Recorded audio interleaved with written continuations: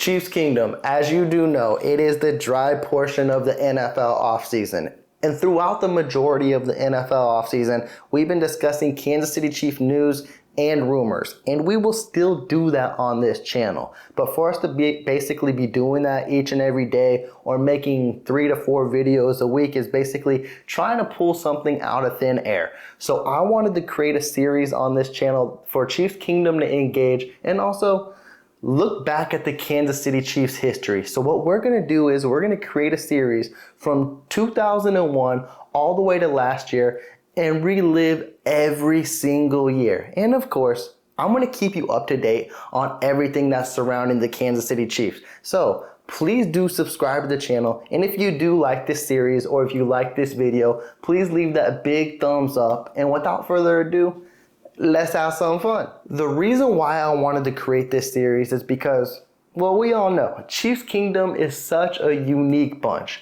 And we come in all shapes and sizes, and we come from very early on, from the 1950s to all the way to recent day and age. And we all focus on the recent day and age where some of us never thought we would witness the Kansas City Chiefs win a Super Bowl or have a quarterback like Patrick Mahomes. That's why I want to take us to the past a little bit, and we'll start from 2001. Now, why did I choose 2001? Well, quite frankly, I chose it because that was when I started following the Kansas City Chiefs in depth. Honestly, I've been a Kansas City Chiefs fan since I was born, since 1992, but I'm not going to say I remember games like that from when I was a baby. So I went to my elementary school days, and around the 3rd and 4th grade, that was when I started kind of vividly remembering everything around the Kansas City Chiefs. Now, I was around 8 or 9 years old, so I'm 30 now. I don't remember things like that all the way back then. I remember key moments. So I had to do a little bit of research and gather some information. What I want to do with this series is engage with Chiefs Kingdom.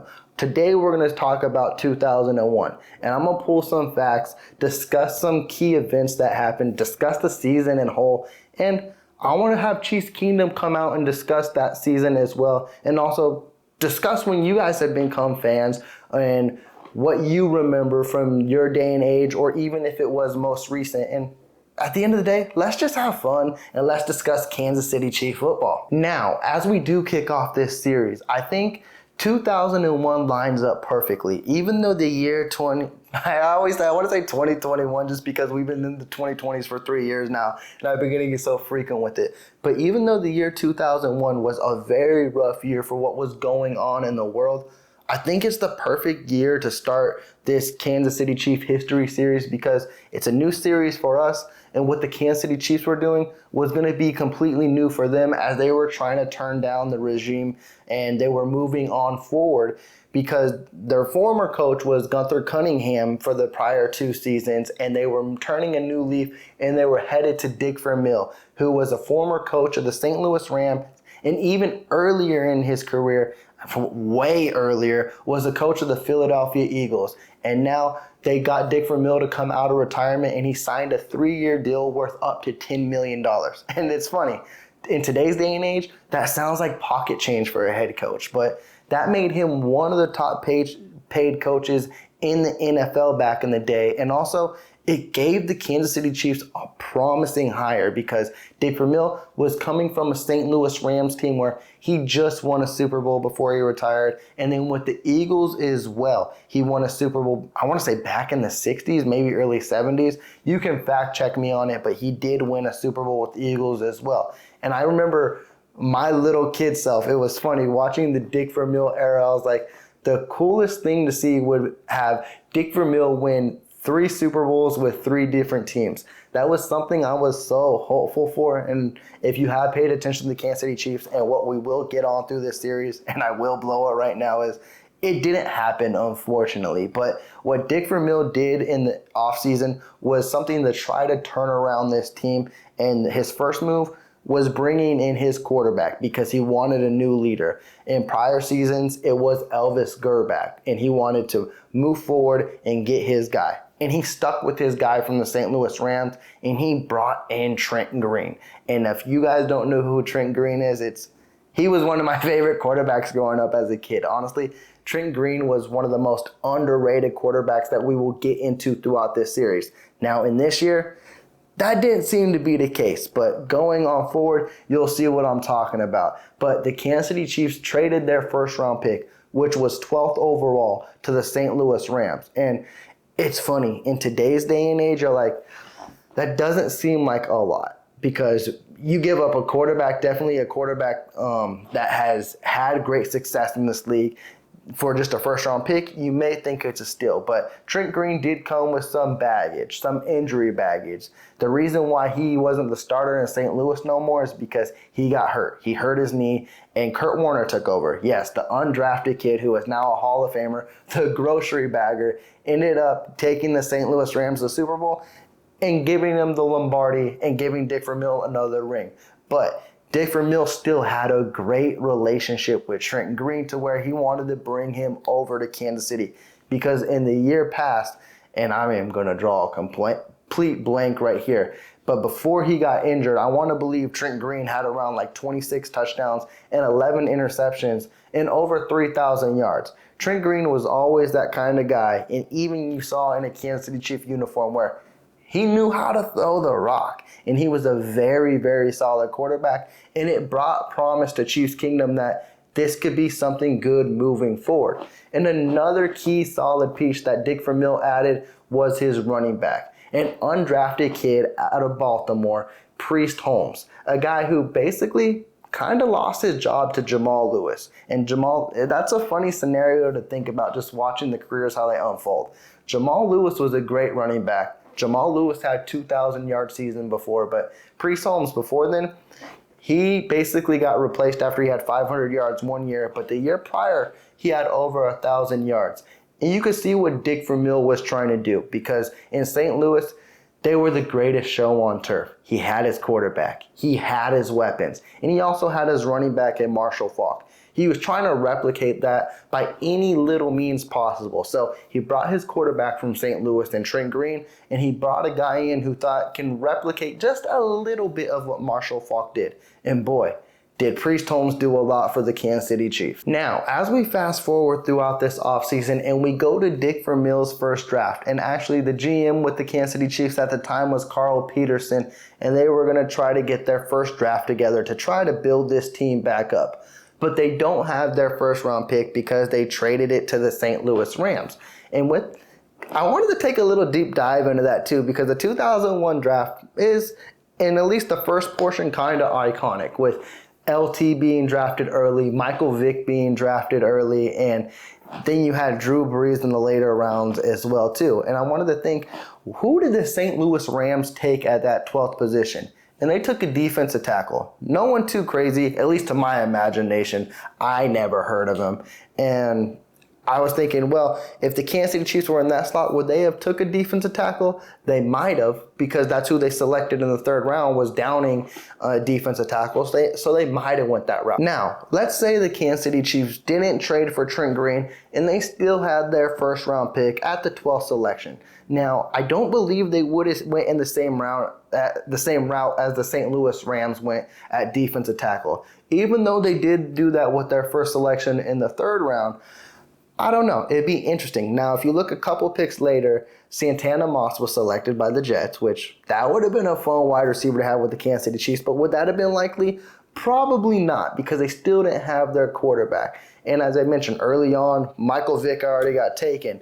But after the 12th pick, the next quarterback that was taken was the first pick in the second round, and that was Drew Brees. Now, that would have been a really interesting scenario to see if the Kansas City Chiefs and Dick Vermeil would have went and selected Drew Brees. Now, he wouldn't have been the 12th overall pick. That's why it would have been a long stretch. And also, coming out to Drew Brees wasn't who Drew Brees was when he retired. Now, he did show when he played for the San Diego Chargers some huge, huge promise. And then he had that unfortunate injury that led to his eventual, not release, but going into free agency to where he would eventually sign with the New Orleans Saints. But just trying to think a little bit and see, man, Drew Brees in a Kansas City Chief uniform, that would have been some crazy, crazy times. And this wasn't really the deepest quarterback draft that you look back into it now, because after Drew Brees, the Dallas Cowboys selected Quincy Carter in the second round, who was he was a fun player to watch for the Cowboys. He wasn't great, but he made some good plays and he was electrifying. And I remember watching the Cowboys, seeing him, and I'd be like, oh, he's a fun player to watch.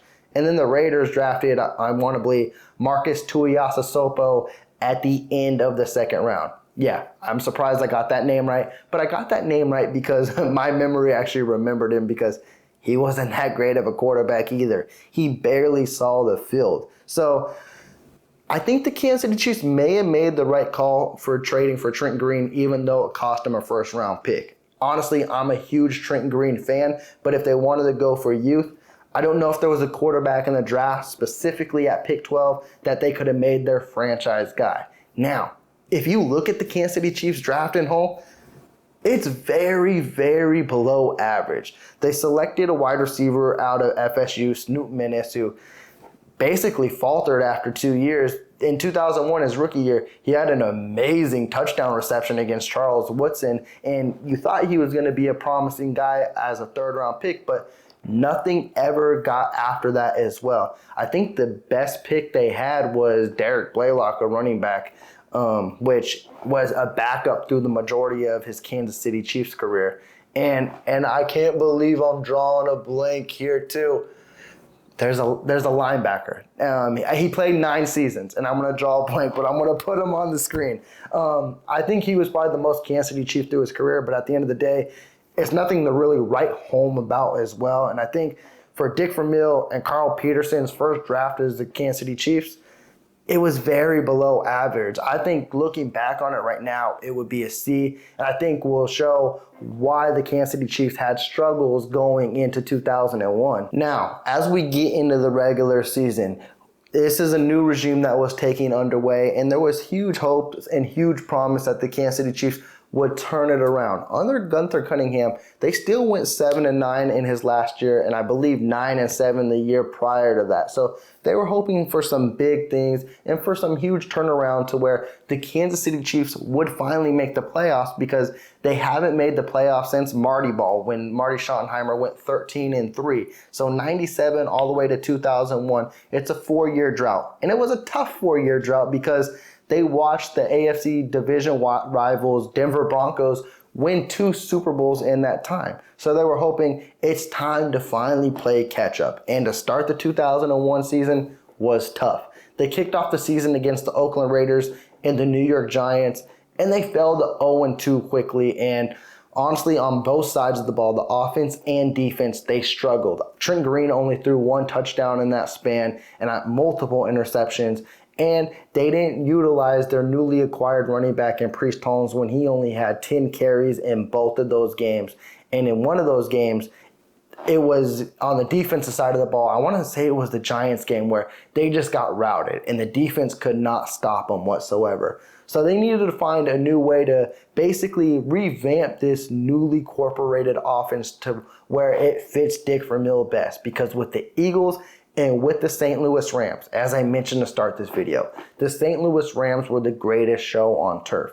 And they focused their game, even though it was an air raid game, they mostly focused on Marshall Faulk and how to incorporate the run game to make the pass game better. And boy, did he find out what Priest Holmes could be in week 3 against the Washington Redskins, and he unleashed Priest Holmes. And we got a little glimpse. I don't want to even say it was a little glimpse. It was a huge glimpse of what Priest Holmes would provide for Chiefs Kingdom for years to come. In that game, he had over 20 carries, 147 yards, and 2 touchdowns. And when I say it helped the pass game, boy, did it ever. Trent Green ended up throwing for 3 touchdowns as well. And that was something to see of what the Kansas City Chiefs and what Dick Vermeil's offense could be. Now, the consistency throughout the 2001 season, it did not last whatsoever though, but there was glimpses of that offense and what it could become in years future. And when I mean the consistency struggled, the Kansas City Chiefs' longest losing streak through that season was a 4-game losing streak to the Denver Broncos, the Pittsburgh Steelers, the Arizona Cardinals, and the Colts. But the thing to be aware of in this stretch as well is every game they were competitive. against the Broncos was the biggest loss, which was 13 points. Every other game was within a touchdown. So Dick Vermeil was getting this team to be hungry and fighting and be competitive. They were just too new. They were too young, and they just didn't have enough core and relationship to pull out a W. Now, even though there was a rocky portion from November actually it was October, November, and entering December, because they never could get on a kind of winning streak until the final portion of December, where they won the final 3 of 4 games, beating, I want to say, the Jaguars, the Chargers, and the Broncos to round up the season. And that left huge promise for Chiefs Kingdom, because they finished the year off at 6-10. And yes, it's not a great record whatsoever. But when you finish off a season strong, it leaves you hope for what's to come in the future. It's kind of like how, let's just go back to last year when a lot of people will focus on the Detroit Lions, and they ended off the season so strong, and we're like, oh, they're going to be a playoff team in the future. That seems like the vibe of what Dick Vermeil's Kansas City Chiefs were bringing going into 22. I'm going to keep saying that because it's so recent. Going into 2002, even though they finished the year off at 6-10, they ended off strong, and they ended up finding what their offense is about, which is you're going to feed Priest Holmes. At the end of the year, Priest Holmes had over 1,500 yards in his first season as a Kansas City Chief. Now, the one thing that needed to be corrected and also addressed throughout the offseason, and which we will talk about in the next video, is Trent Green, the newly acquired quarterback. He struggled in his first season, throwing over 20 interceptions and barely 17 touchdowns. And that was something, if the Kansas City Chiefs were going to be successful, or if Trent Green was going to be the future face of the franchise for the Kansas City Chiefs, that the turnovers were going to have to decrease and the touchdowns were going to have to increase, and we were going to see how that would change going into 2002. And now to cap off the season, we'll go through a little bit of stats of basically every statistical leader in their position. And of course, as I mentioned, Trent Green, he ended the season off with 3,783 yards, 17 touchdowns, and 24 interceptions. That is kind of a very inconsistent first year as the Kansas City Chiefs starter. Honestly, not the best whatsoever. Now, the favorite offseason acquisition in Priest Holmes. He lived up to the billing. What I mentioned was over 1,500 yards. He had 8 touchdowns. But the thing that caught my eye that was crazy was Priest Holmes, as we also came to love and seen in the future, was in the receiving game. He had over 600 yards. He had over 2,000 yards in scrimmage in his first year as a Kansas City Chief. And of course, Tony Gonzalez, the tight end, he had over 900 yards as well. And your leading receiver for the Kansas City Chiefs that year was Snoop Minnis, the rookie wide receiver, who had over 500 yards and 2 touchdowns. And basically, we didn't hear from Snoop Minnis ever again, which was unfortunate. Now, he did play in 2002, but I'm not going to be reporting anything newsworthy out of that because he only played 4 games. So the Kansas City Chiefs, we'll find out. Were they able to enhance that wide receiver room? Also, in the defensive side of the ball, which struggled, the defense actually ranked 23rd and the offense ranked 16th. But Eric Warfield led the team with 4 interceptions, and then Clemens had 7 sacks. Now, there was definitely room for improvement throughout the whole roster, and Dick Vermeil would have to go in 2002. I'm going to keep struggling with that. Go through 2002 and try to improve that roster to make sure this team was competitive. Now, standing-wise, the Kansas City Chiefs, of course, did not make the playoffs at 6-10. The Oakland Raiders won the division at 10-6. This was back in the day where the Kansas City Chiefs had 5 teams in the AFC West, and the Seattle Seahawks were 9-7. Denver Broncos were 8-8. The Chiefs were 4th in the division at 6-10, and the Chargers were 5-11. To take away from the Kansas City Chiefs 2001 season was basically that building year. You don't want to say it was rebuilding because they were putting the pieces together, and you could see what Dick Vermeil was doing. He brought in his quarterback who he feels is face of the franchise. Now, it wasn't a success in 2001, but the main piece he brought in was Priest Holmes. And you knew why he brought him in, because he had a very successful running back with St. Louis and Marshall Faulk, and he wanted to replicate that. Now did he ever? And I don't think no one, not even Chiefs Kingdom, expected to see Priest Holmes basically explode and do that great in year one and to see what was going forward. Now, as we go to 2002, what we're going to focus on is what did Trent Green do moving forward, and if could Priest Holmes sustain that success, and also, did the Kansas City Chiefs improve? With that, Chiefs Kingdom, I'm going to close up this blast of the past and close out 2001 as we do go to 2002.